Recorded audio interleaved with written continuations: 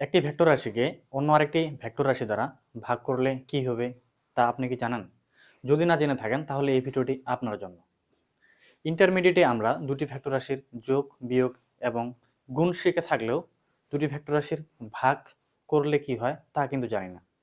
তবে চলুন আজকে আমরা দেখি দুইটা ভেক্টর রাশির ভাগ করলে আসলে কি হয়। মনে করো আমার কাছে দুটি ভেক্টর আছে, একটি হচ্ছে কে ভেক্টর আর একটি হচ্ছে জে ভেক্টর। আমরা এখন দেখব যে কে ভেক্টরকে আমরা যদি জে ভেক্টর দ্বারা ভাগ করি তাহলে কি হবে। আমরা আসলে জানি না যে একটি ভেক্টর রাশিকে অন্য আরেকটি ভেক্টর রাশি দ্বারা যদি আমরা ভাগ করি তাহলে কি হবে। ধরে নেই আমরা যে কে ভেক্টরকে যদি আমরা জে ভেক্টর দ্বারা ভাগ করি তাহলে যে ভ্যালুটা পাবো সেটি হচ্ছে এক্স। তাহলে কে ভেক্টর এখানে থাকলো, জে ভেক্টরটা যদি এদিকে চলে যায় তাহলে এদিকে ক্রস হয়ে যাবে যে এক্স ক্রস জে ভেক্টর। তাহলে আমরা উল্টায় লিখতে পারি x cross J vector is equal to K vector. আচ্ছা, যেহেতু আমরা জানি না যে এক্স এর ভ্যালু কি হবে, কিন্তু আমরা এখান থেকে একটু দেখতে পারি যে এক্স এর ভ্যালু এমন কিছু হতে পারে যার সাথে আমরা যদি জে ভেক্টরকে গুণ করি তাহলে কে ভেক্টর পাবো। আচ্ছা, আমরা ধরে নিচ্ছি যে এক্স এর ভ্যালু যদি আই ভেক্টর হয় তাহলে এক্স ক্রস জে ভেক্টর, এখান থেকে আমরা লিখতে পারি এক্স ক্রস জে ভেক্টর। তাহলে এক্স এর ভ্যালু যেহেতু আমরা আই ভেক্টর ধরছি তাহলে এক্স এর পরিবর্তে আই ভেক্টর লিখতে পারি I vector cross J vector. I vector cross J vector করলে আমরা জানি যে কে ভেক্টর হয়।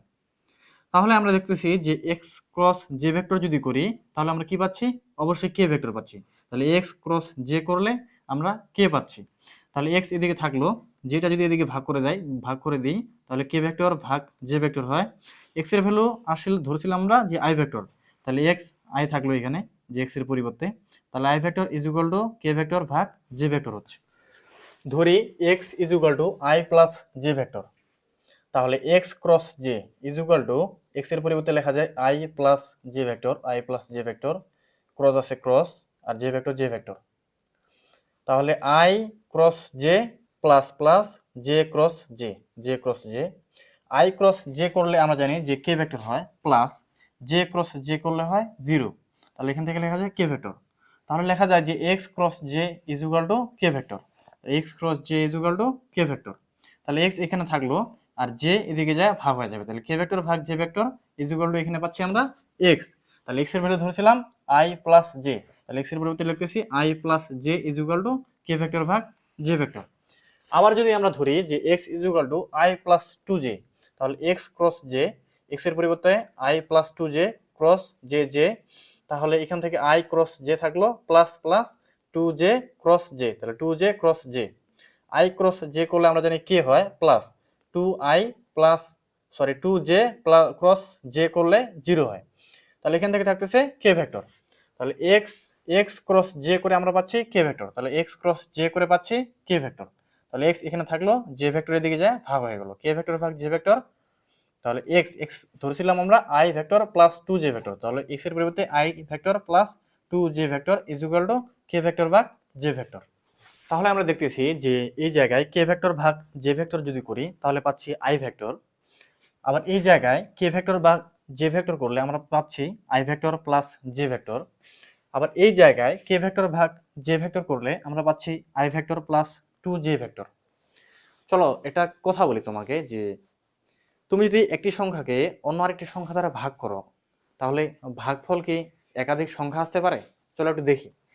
যে ফর এক্সাম্পল তোমাকে আমি 10/2 করতে বললাম, তাহলে 10/2 এটা কত হবে? সবসময় 5 হবে।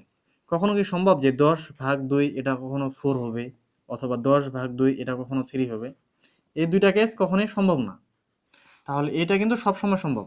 তাহলে আমরা দেখতেছি যে কোনো একটা নির্দিষ্ট সংখ্যাকে আরেকটা নির্দিষ্ট সংখ্যা দ্বারা যদি ভাগ করি তাহলে ভাগফল সবসময় একটি নির্দিষ্ট ইউনিক সংখ্যা আসবে।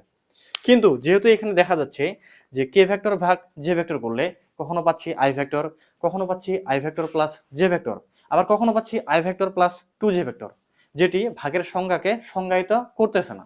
যেহেতু এটি ভাগের সংখ্যাকে সংজ্ঞায়িত করতেছে না, তাই কে ভেক্টর বা জে ভেক্টর এটি করা আসলেই পসিবল না। তাহলে আমরা দেখলাম যে একটি ভেক্টর রাশিকে অন্য আরেকটি ভেক্টর রাশি দ্বারা আমরা ভাগ করতে পারতেছি না।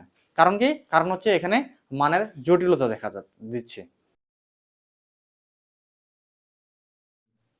মনে করো তুমি এখান থেকে পূর্ব দিকে 5 মিটার গেলে, 5 মিটার, দেন পূর্ব দিক এখান থেকে আবার উত্তর দিকে গেলে 5 মিটার। তাহলে তোমার পূর্ব দিকের সরণ হচ্ছে 5 মিটার এবং উত্তর দিকের সরণ হচ্ছে 5 মিটার। এখন তোমাকে বলা হলো যে তুমি যে পূর্ব দিকে 5 মিটার গেলে এবং উত্তর দিকে 5 মিটার গেলে এই দুইটা সরণকে একটা আরেকটা দ্বারা ভাগ করো। চলো দেখি যে ভাগ করলে কি হয়। তাহলে 5 মিটার গেলাম হচ্ছে পূর্ব দিকে, আর 5 মিটার গেলাম আমি উত্তর দিকে।